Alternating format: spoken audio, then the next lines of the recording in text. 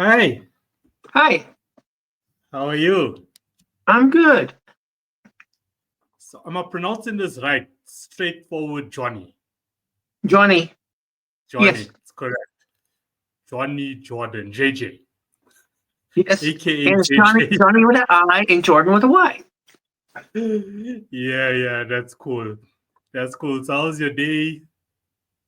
Just Going well starting so far? Just started, yeah. What's the time at the moment where at you are? 10 a.m. 10 a.m. Yeah, definitely getting started. Yours getting started, mine is coming to a conclusion. Yes, we're a world apart. Yeah.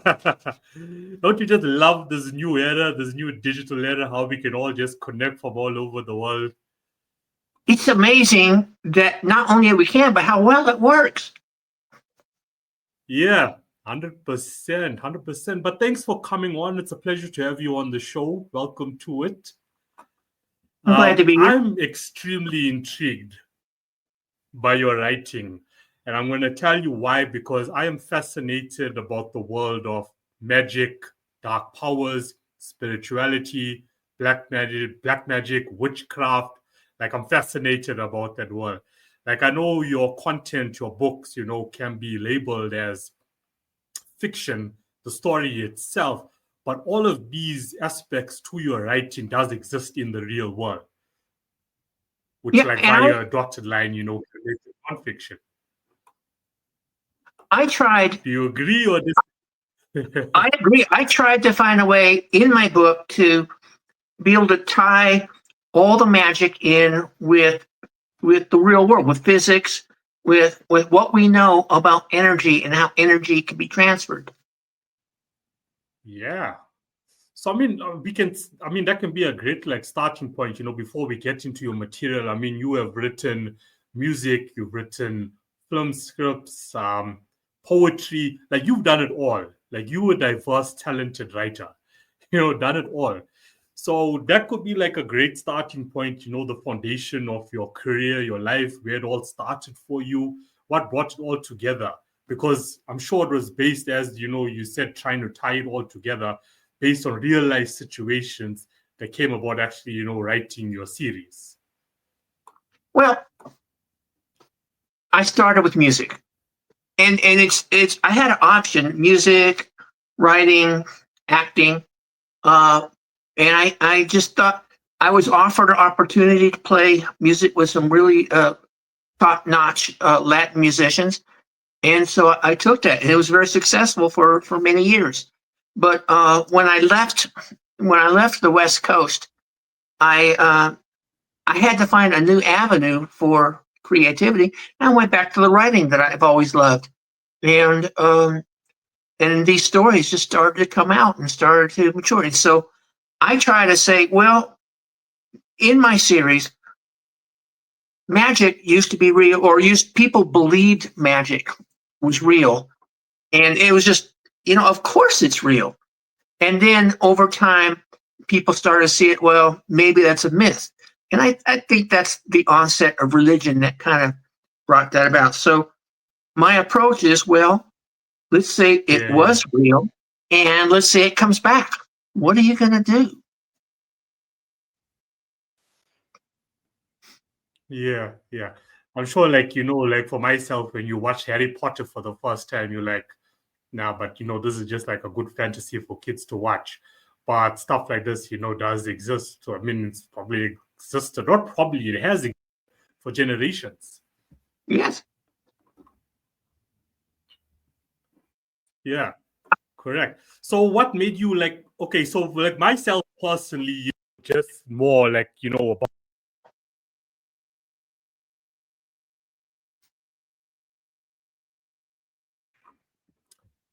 can you hear me? I lost your audio for a moment there. Yes, it's a change. Tends to do this at times. Apologies for that. Can you hear me now?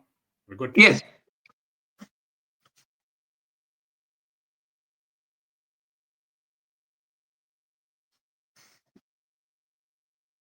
It just went away. Just give me 2 seconds.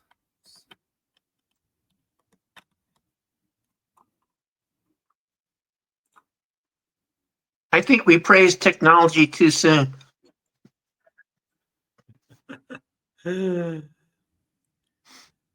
Yeah, technology has its flaws as well. It's not perfect. It's great, but it's not perfect. Yeah, I think that should be it. I'm good. Can you hear me now? Lily? I hear you fine. Okay. So, like with your musical, so as I was saying, you know, I'm like in the music industry myself. Like I run my own independent label. Like with just out of curiosity, like with the music part of your career, like what was the points that made you decide, okay, you know what, this is not something that I want to do like full time, even though it's where I started, and pursue more of a traditional writing career. Well, I was living in California, and California is going through a recession, which was okay, except it was making me hard to find my other work, which is as an IT professional. And so I ended up moving from the West Coast to middle United States, and that ended my music career, pretty much because everybody that I played with was left behind. So that was my choice. And this was also a time during a recession in the country, and I had to find a new way to work. Yeah, well, it's understandable, when you have such economic situations. But have you like completely left music, or do you write now and again? Is something you're so passionate about? I still have a bunch of pianos scattered around the house. I do sit down and play sometimes, and I'm in contact with my old friends, but the passion's not there anymore. Well, I love the music. I love playing for people, but arguing with managers and fighting with other individuals and staying up late at night, I'm not missing any of that. But look, I mean, even in 2025, even though a lot has changed and you don't necessarily have to deal with managers anymore, you can do it all yourself, you know how to actually play the game. But yeah, it can become, or still is, very much overwhelming. Oh dear. Just cut out again.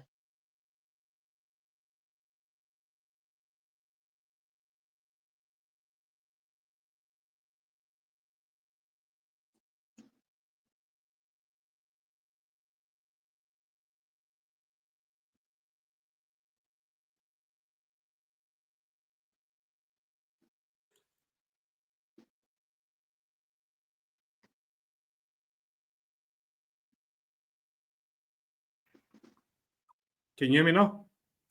I heard that.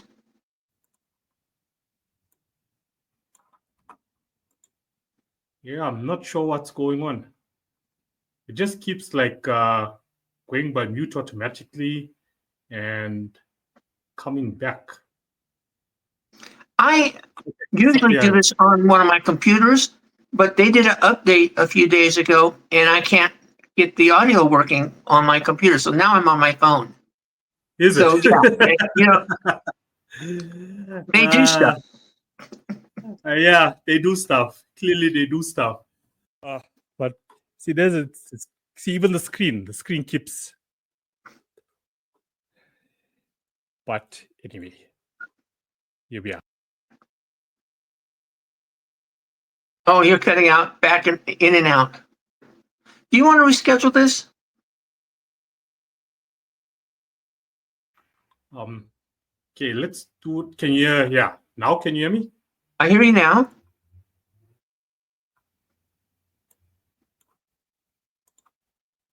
Okay, I just switched mics, so let's go with that.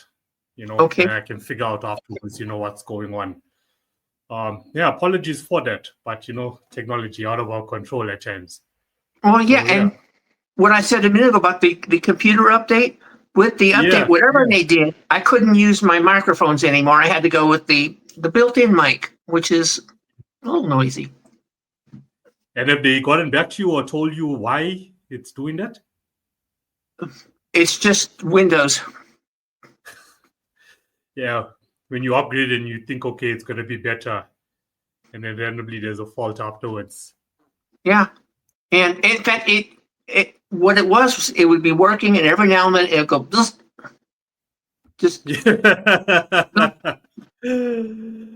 Okay, no, okay. At least I got a contingency plan going. I'll switch over to another mic, so that seems to be working for us at the present moment in time.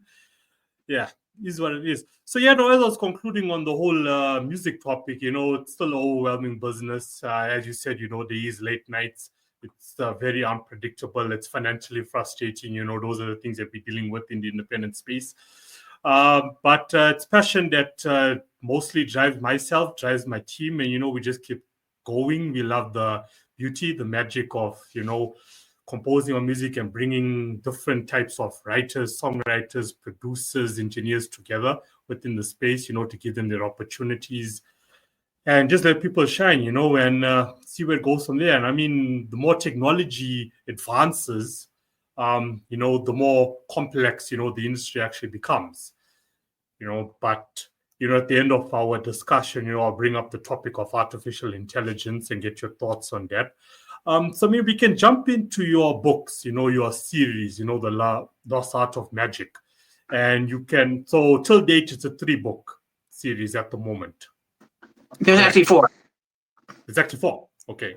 The fourth one right now is still on pre-order, or it's either imminently being launched. And the title of the 4th one is? The Orb of Destiny. Okay, see, yeah, that's the one I didn't have. So, yeah, I got 3, the first 3. So, we can touch on the 3, how we led up from 1 to 3, and then you can, let the listeners know what to expect in 4. So, I mean, you can go for it, the foundation of it, how it came about, and, the topic of magic itself. Like in your book, you mentioned magic. So, one of the questions, I can ask is like, what is magic, And then, of course, our main character now is Destiny. I've always been a big fan of the stories of Merlin. And I've read so many books about Merlin and the magic. And his magic was mostly very subtle. In fact, some of his magic today would just be engineering. But I thought about it, well, why do people, consider that to be mythology now? What happened that made us lose sight of the magic? And so I concocted a reason why magic had energy and why it was lost. And then why in today's time, a young 16-year-old girl brings it back. And when she brings it back, other people from the other clans, they feel it come back, but they don't like the fact that her clan has this new magic. So it delves into the fact that some people are just evil, and some people, will do evil things to try to keep things from somebody else and just for themselves. And that's what a lot of the first book deals with. And the second book kind of continues. Actually, it expands on 2 of the stories within the first book.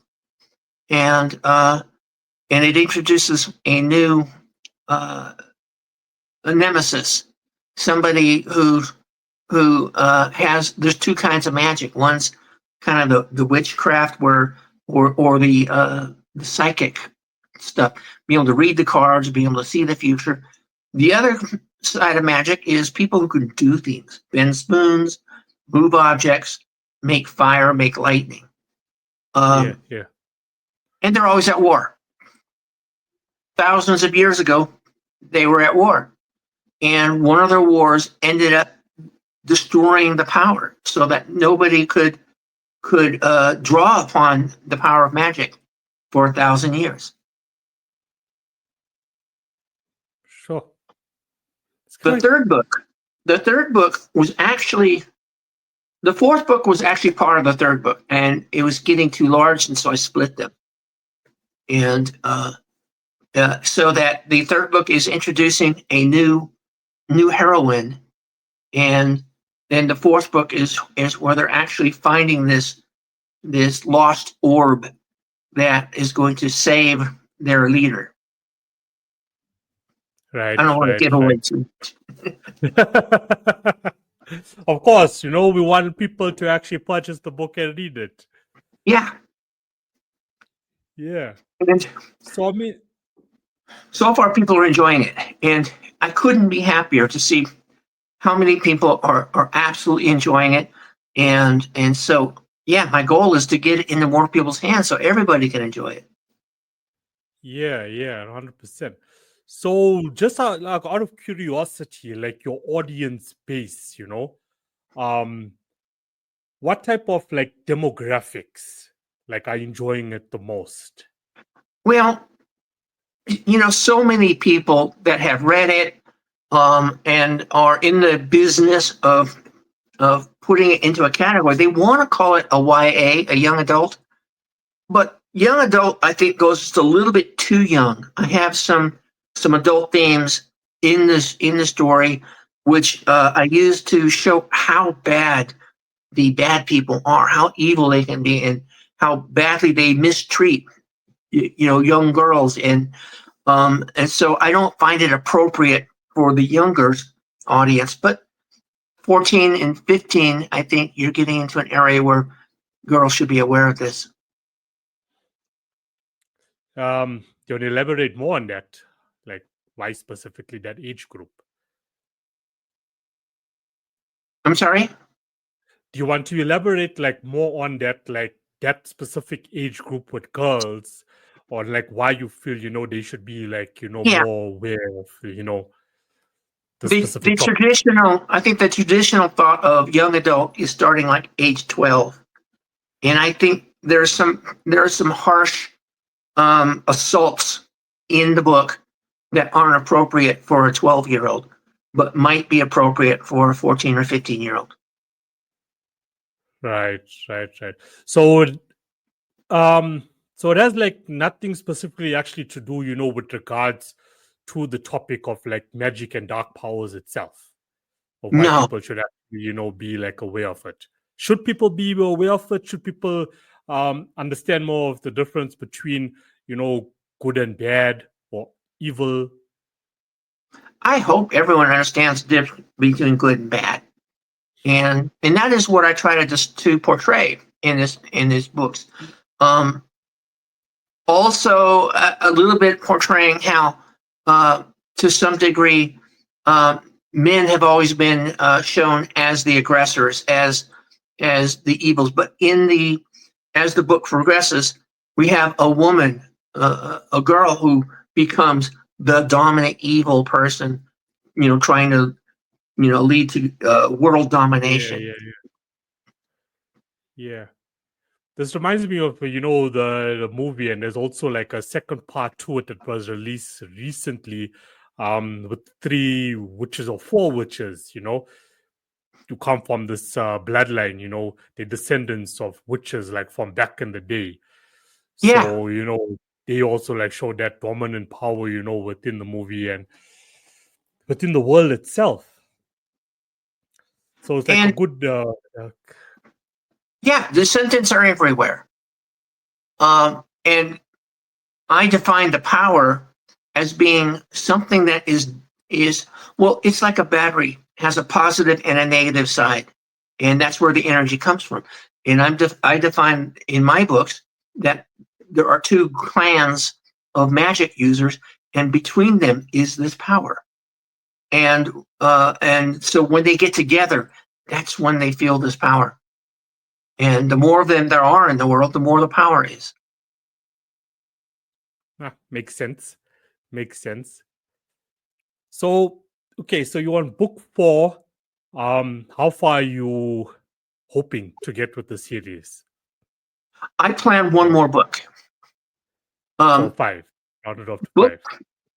Book 4, it resolves the heroine, because she has let's call it a disastrous outcome from one of the books.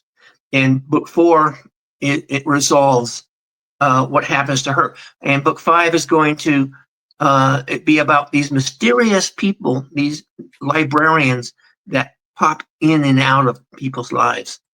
And so that'll be the final one that explains everything that I just said about where the magic came from. Okay, so we can expect a book 5 also. So with your writing career in general, besides this magic, the series that you got going on, is there any other content that you are working on or would want to work on? I have several other coming out. I do have a series of books about science, about artificial intelligence, and about a virus that got released into the internet community. And I am working on the third and final book of that series. I've just released my second rom-com, which is just a fun little book. One of them's in ancient time, and one of them's in future time. Wow. I have another book about life, prehistoric life, and so I kind of have a range of genres that I have written in. So on the topic of artificial intelligence, and let's link it up with your writing itself and your book. How do you feel about the topic? Well, as a developer myself, I dabbled in rudimentary artificial, nothing like what we have going on today, like ChatGPT. I did very early stuff where I wrote programs that were able to follow a person's responses and predict their next response. For instance, I wrote a program that played rock, paper, scissors, and it was able to tell by the way you played. It was able to, as time went on, it got better and better, and it could beat you. Things like that. So the actual book that I wrote was based on a program that I wrote to do genetic experimentation, and so the book is about the ability to write a program that can work like genetics, in the fact that you have you might have several dozen offspring, as a fish might have, or probably fish is probably the best one to have that many, and they're all a little bit different. But if you genetically control their breeding, you can create a specific breed. Well, I have the computer doing that in computer terms. Wow. I've just got like this, so many thoughts like running through my mind about it. So when you say, versus what's out there today, what's your thoughts on currently what's out there today? Do you see there's something that's beneficial to the world, beneficial to creators such as yourself, or do you see it as a threat? There's a lot of benefit that can be had from artificial intelligence to be able to analyze a set of occurrences and understand. For instance, for decades we've been trying to predict volcanoes or some very destructive natural things. I think it's possible with artificial intelligence to look at more variables that are leading up to a volcano and eventually predict them. That would be a good outcome. In my writing, I do not use artificial intelligence to create my books. I will use a little AI to help me edit them, to help me find spots that I use the wrong word. Yeah, like two words that sound the same and spelled differently. I might use them, and AI has been very good at catching those. But no, I want the music that I create, even though I will use computers to create that music. I don't want the computers to create it. I want to be the creative soul. And the same with my books. Yeah, yeah. I mean, there's plenty of authors and people who do writing, who do use artificial intelligence to, do the editing for them. My point of view on the topic is that artificial intelligence is something that's going to be extremely beneficial to the creative space, no matter which, component you fall under. You just have to be extremely responsible about it. Yes. And then versus creators out there, for example, who are musicians, but also have motivation, inspiration to also become an author, to, let their audience who are listening to the music, and especially, activists within the independent music space who are here to empower and motivate as they move along with their life. They also want to write material. And their point is, okay, look, I'm going to type something. I'm not a professional author. I don't know anything about editing.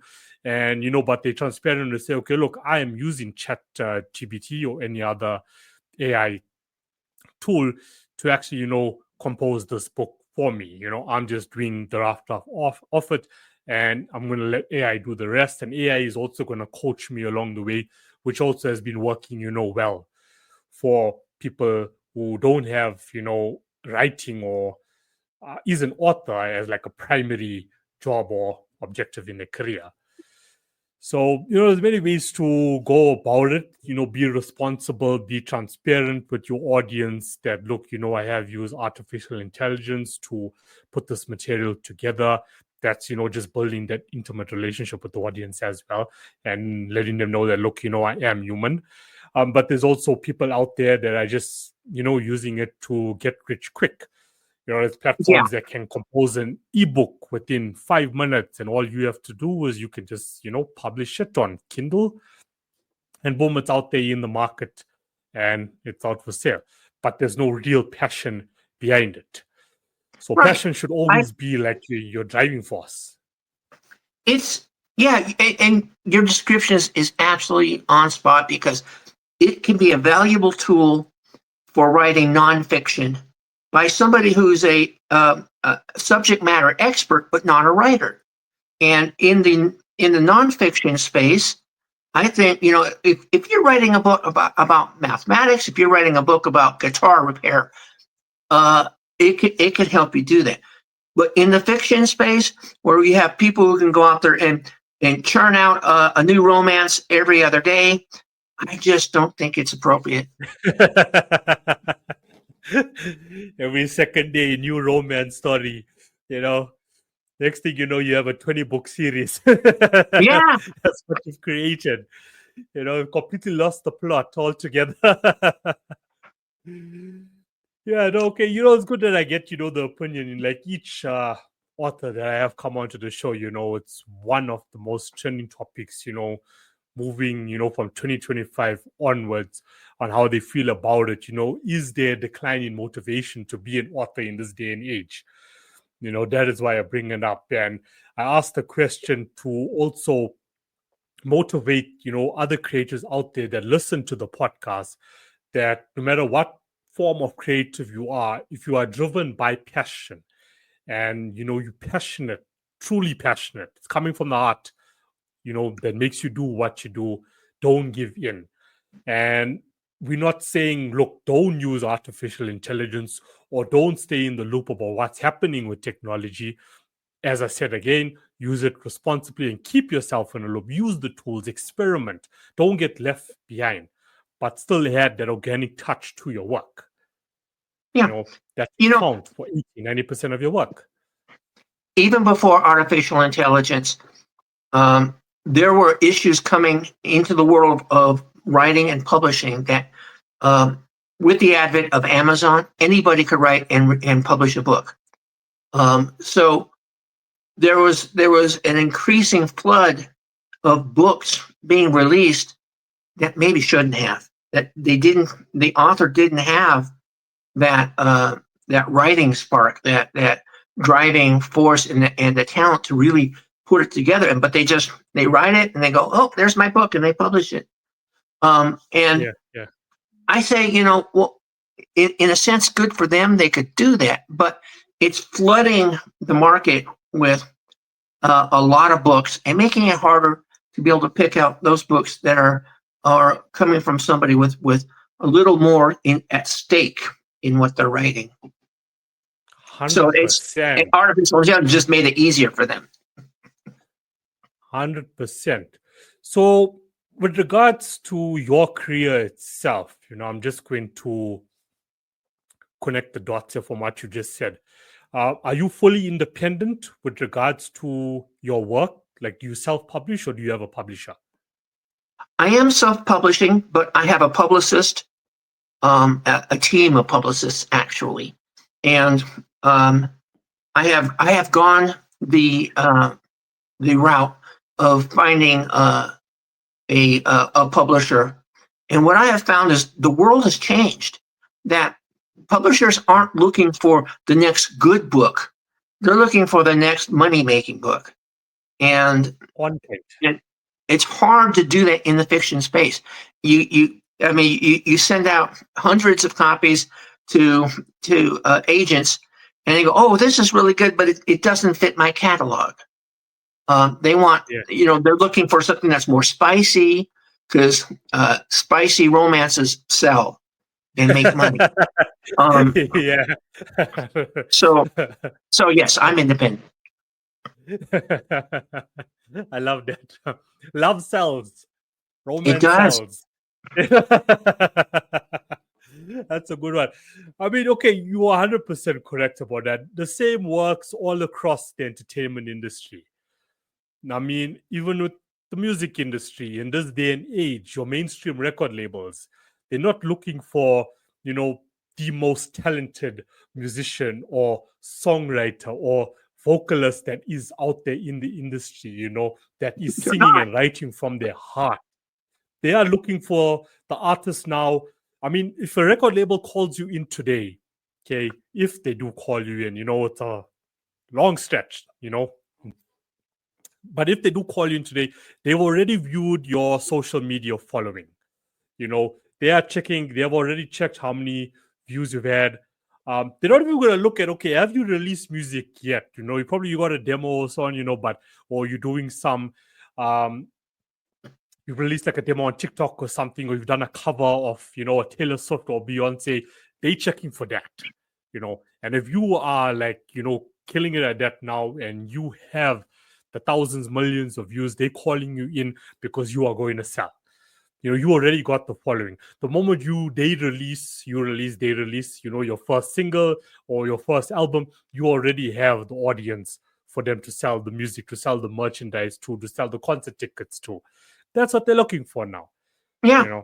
If I have a book that sells, I don't know, 50,000 or 100,000 copies, they're going to be really interested in publishing my book. But at that point, I'm like, who needs you?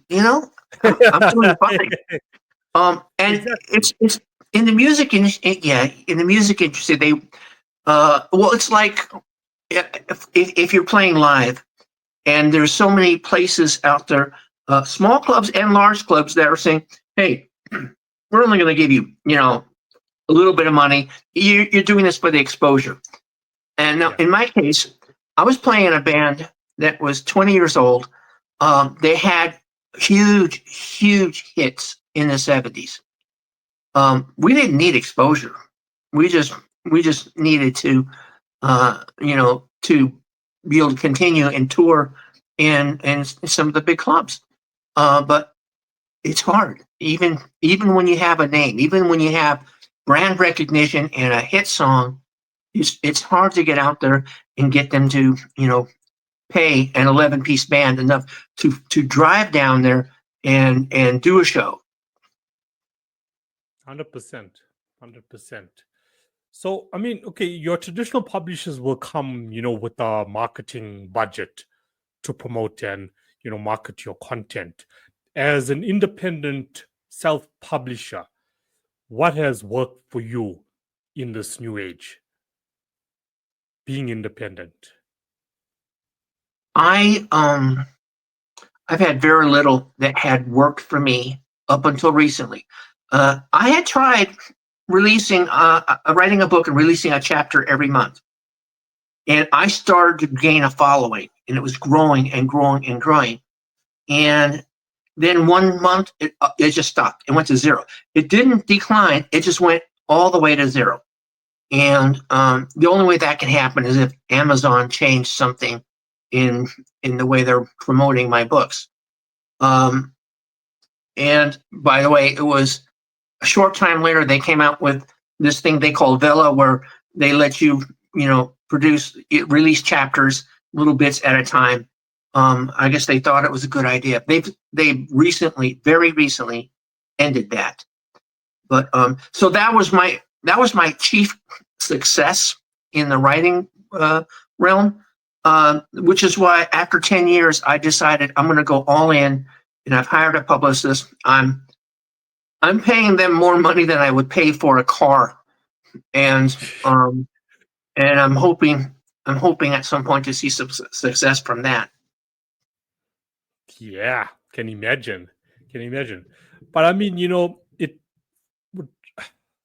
gets you on, it takes away like all the nitty-gritty stuff, of promoting your work, where you can just like concentrate on writing itself. Absolutely.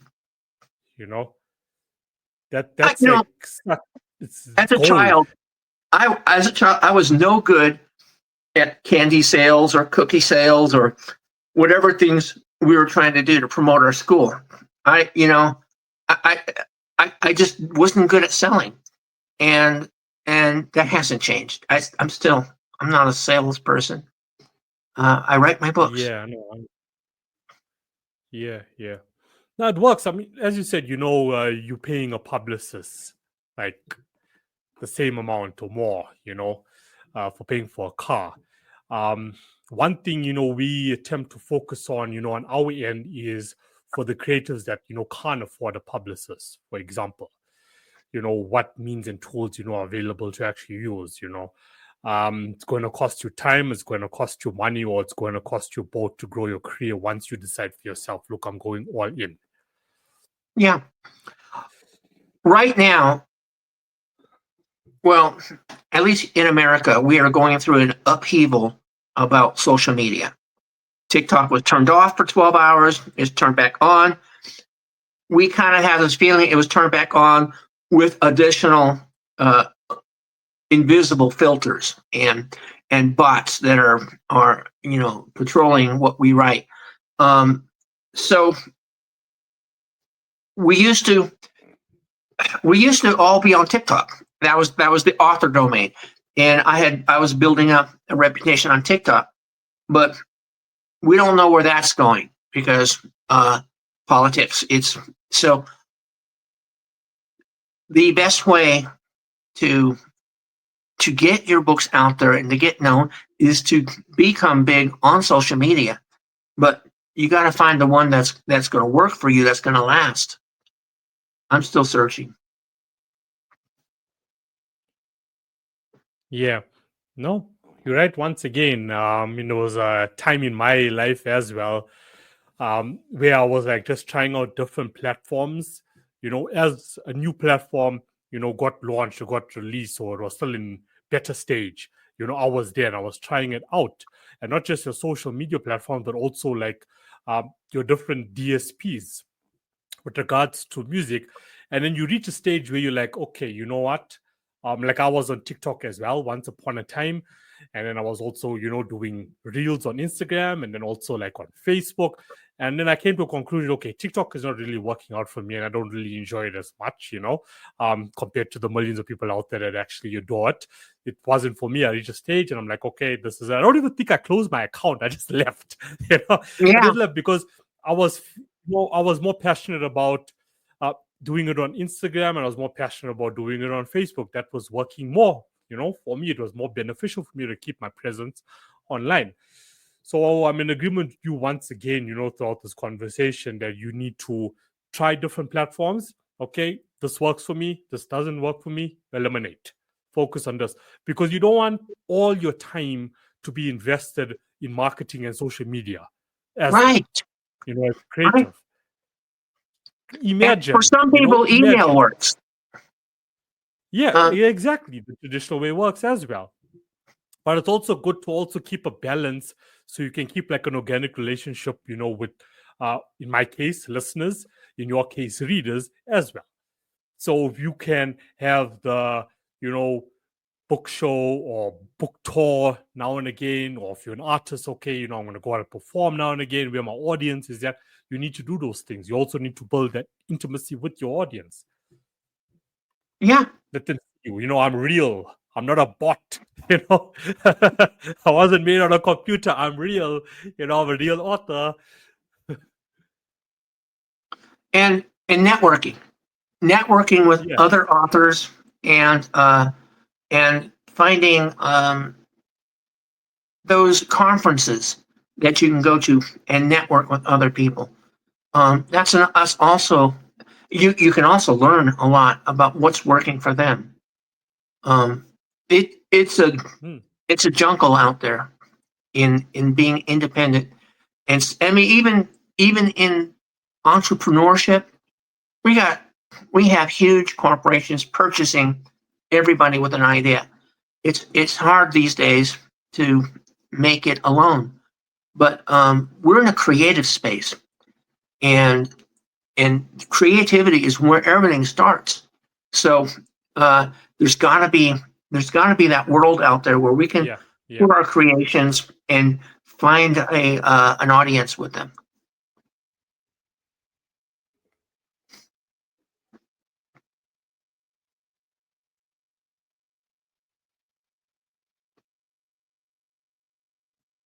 You froze for a second. Are you okay? Yeah. No, 100%. Yeah. I think it happened both ways. I froze, then you froze, on your side, towards me.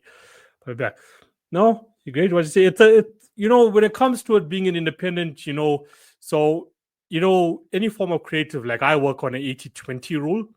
Yeah, and 80%, being an independent, and this is just something, that's worked for me, is you need to be an entrepreneur within that space. As you brought up the word, and 20% is actually, on the product that you're actually pushing out to market. And this trend came along because of the need to actually like financially sustain yourself in the long run and to live off, your career as an artist or as a writer.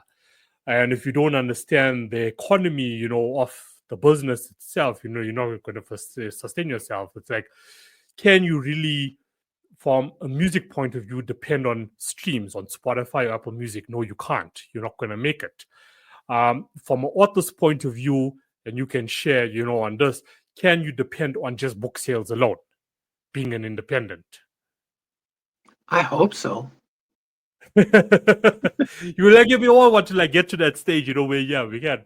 I guess we do also, but I feel like there has to be like, once again, you have to branch out into different components where you have to do like, okay, the tours, or where can I get like an endorsement deal, those sort of things to actually sustain long term. Yeah, being an independent. And then there's Hollywood. Then there's Hollywood. Are you listening, Hollywood? Yeah. I'm not sure if in the traditional publishing companies, as a writer, if you get signed on, do they still give you like an advance? Do they still do that? I know some don't. There's different deals, there's different structures that I gathered also, with other interviews. I think it's the same in the music world. Is if you have an established product, they will offer you an advance. And I've always recommended to all my musician friends, don't accept the advance, because they could change their mind and want it back. Or you could maybe not produce what they want by their schedule and they'll want it back. So no, I won't deal in advances. 100%.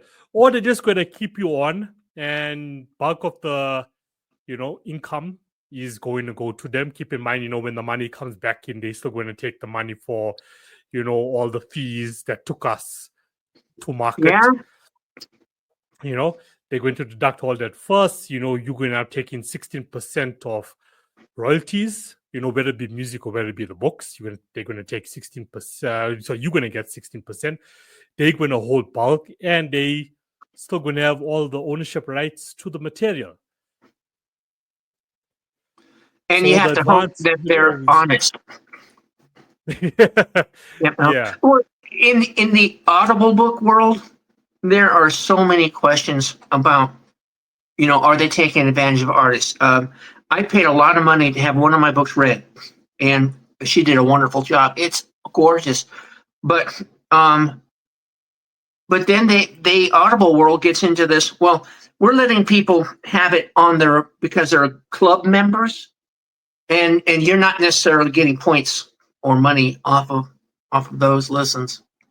So yeah, there's questionable practices. Yeah. From what you said so far about all the investments that you've actually made till date, it just proves, how committed you are towards your material and your career. Yeah, in fact, and the Magic series, you committed to the Magic series, like you believe in your product, you believe in what you're writing, you believe in what you're pushing out to market, and there's to use a poker term, I've gone all in.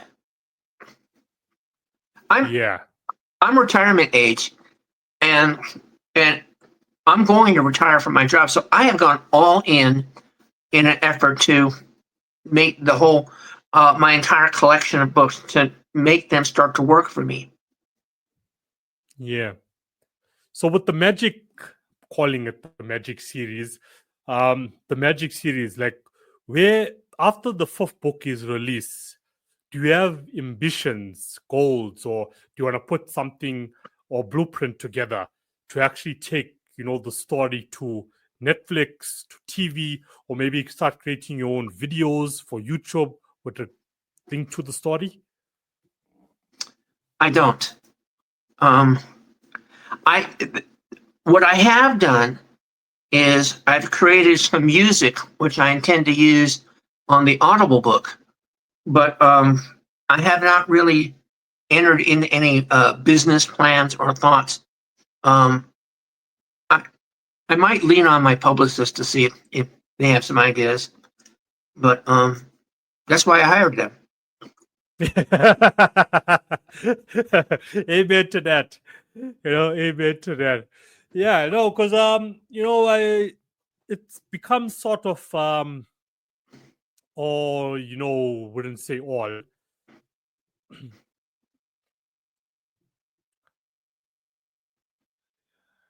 Beck, are you there?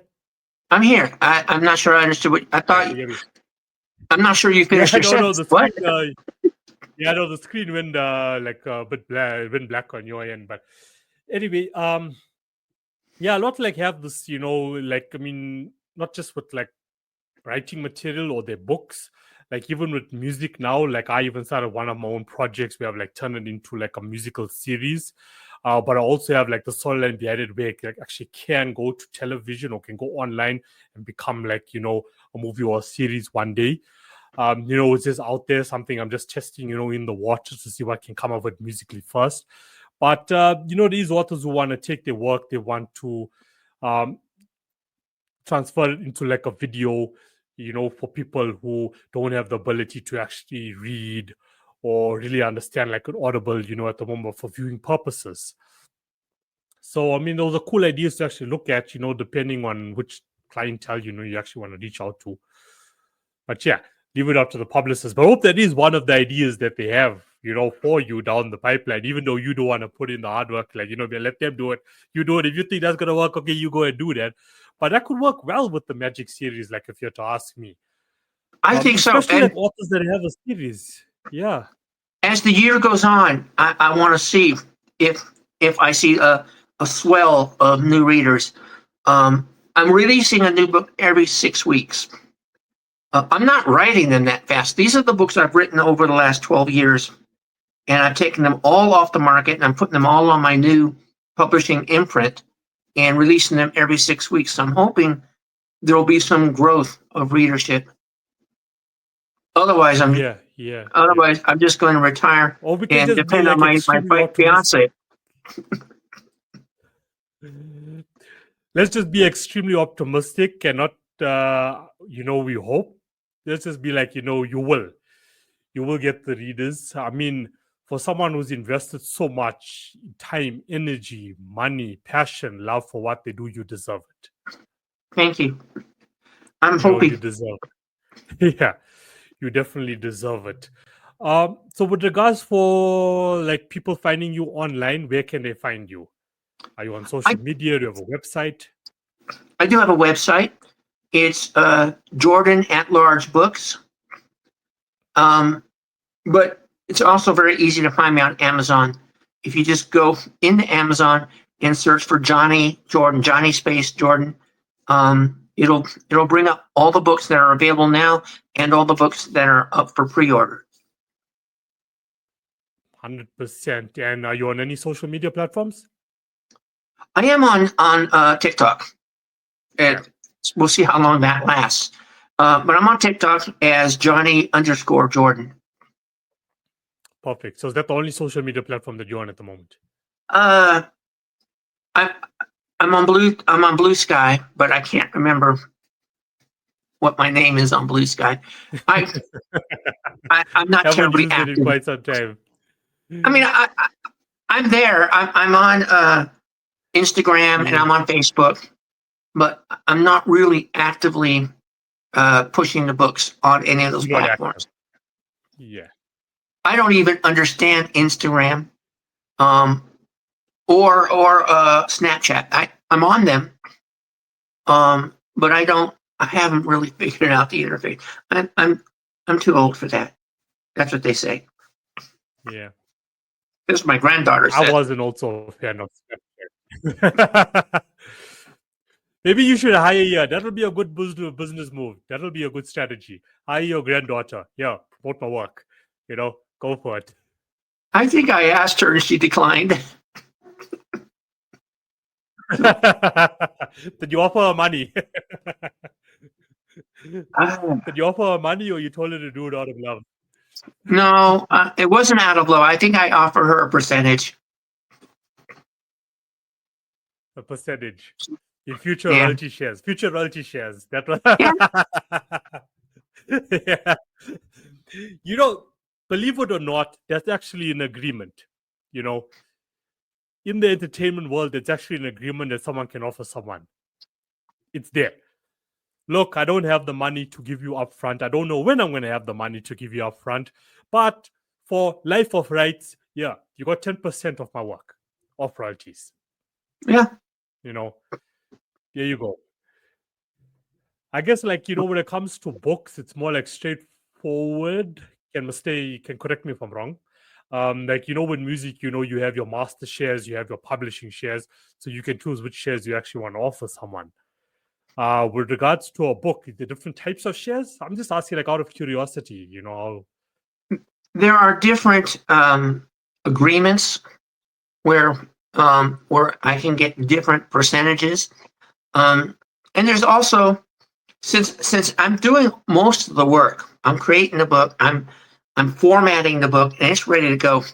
I'm basically looking at printers and distribution, and some of them offer a very good package that's less lucrative, and some offer a very lucrative package that may not meet as many people. So that's the only differences I've seen personally. No, thanks for sometimes sharing. Sometimes I look at what they're offering and I go, I can't possibly make any money off of that.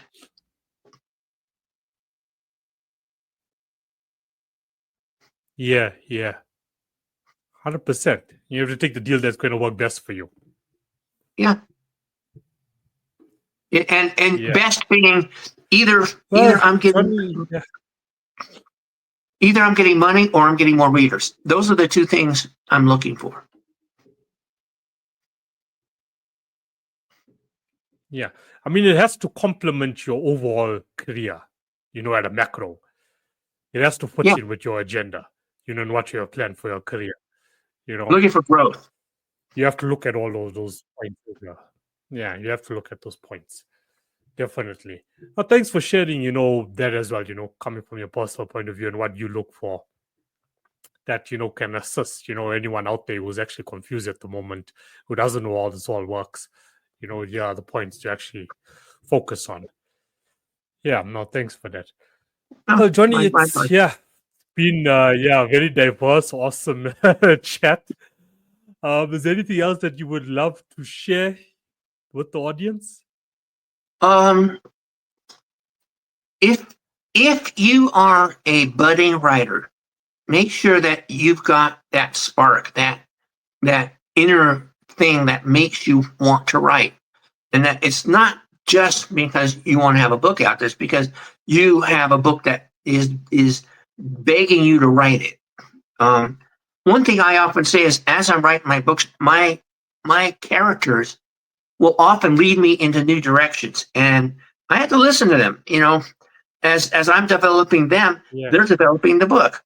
But for new young authors, make sure that that's really your passion, and not just a get rich quick scheme, because it's not a get rich quick scheme.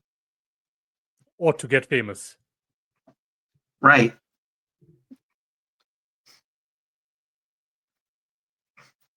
Yeah. So, take away from this, is look, be passionate about what you do. And if it's something that's, speaking to you in the heart, like it's burning in your stomach, your tummy to be an author and write material that really matters, go for it. If not, don't bother, don't waste your time, because at the end of the day is you're only going to be killing yourself. And if books are a passion for you, but writing is not, there are other things to do in the book world. Being an agent, being maybe you're a illustrator and can do covers, but there's lots of other things that you can do and still have your finger in that writing, that publishing realm. Yeah, 100%. Same with music. It's exactly.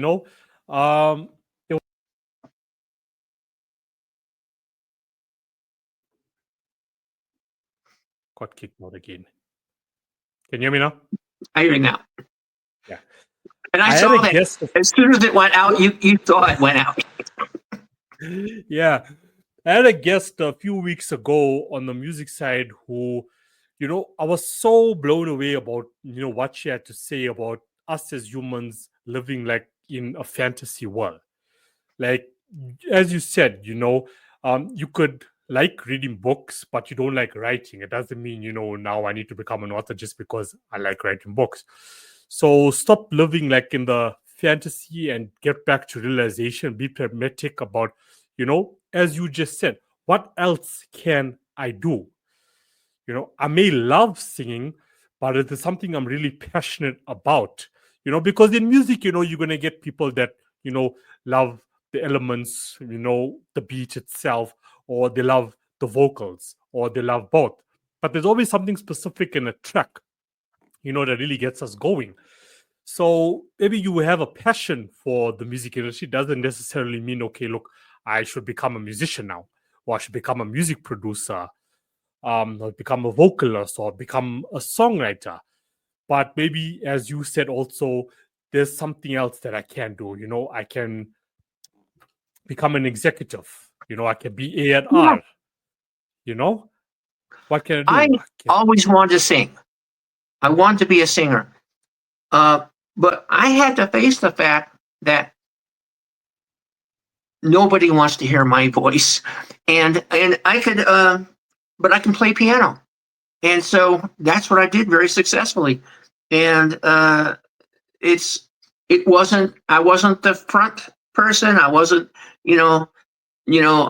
getting all as much adulation, but I did get enough. I got recognized on the streets, and as the piano player, it was satisfying. Yeah. You found your calling, as a pianist, as a songwriter, as writing, music, the composition itself. And you were professional enough to say, what, this is what I really am passionate about. This is what I'm good at. This is what I do. And, once it's done, as a songwriter out there today, you would hand over to the guys who are actually going to go to the mic and actually put the vocals out to market. Right. Know your limitations. You know your limitations. Exactly. Remove all this about, take ego out of it. Don't be conceited about it. Don't worry about, okay, no, I'm not going to be on the front cover and so on. You can get recognized in many other ways for the work that you do. The main thing is to be passionate and you're actually enjoying what you do. Don't go sing the song because, I want to be on the front cover and I want to be the face behind when you're not actually good at singing. Yeah. Doesn't make sense and it's not good business. Now, I did have the experience once after a show. I was wearing a really sharp white suit, and we went out to have a celebratory breakfast at some diner somewhere, and people were coming up to me because I looked like the star. And the actual star came to me later and says, "Don't ever wear that again." Yeah, that's a good one. You took the spotlight away. I did. You took the spotlight. But look, even the guys and girls behind the scene, they also need to get that spotlight once and again. Yeah. We have to give it to them. We have to give it to them. We have to give recognition. We have to give credit where it's due. 100%. Especially the big guy that picks up my piano like this and carries it off stage to the truck. He gets a lot of credit. Yeah, he needs a lot of credit. He's also, bringing his weight to the table. Yeah. 100%. Yeah. Well, Jonni, it's been a pleasure having you on, and I wish you all the best with the Magic series and the launch of the 4th book and the 5th book that, is in the pipeline. And all the other books and work that you're busy with at the moment. Keep doing what you're doing, keep being passionate and keep investing. And I'm going to be really optimistic for you. It will work out. No hopes here. It's a no hope show. It will work out. Okay, thank you for your contribution to the creative space overall. Yeah. I'm going to take that as a little magic. I'm going to take it as a little magic coming from you. Yeah, it's magic. Yeah, that's magic. Yeah. The I will show, And I will remember you when I get there. But yeah, that's it. Okay. Enjoy the rest of your day. And yeah, once again, all the best. You too. It was nice talking to you. Thank you. You too. Okay. Bye. Bye.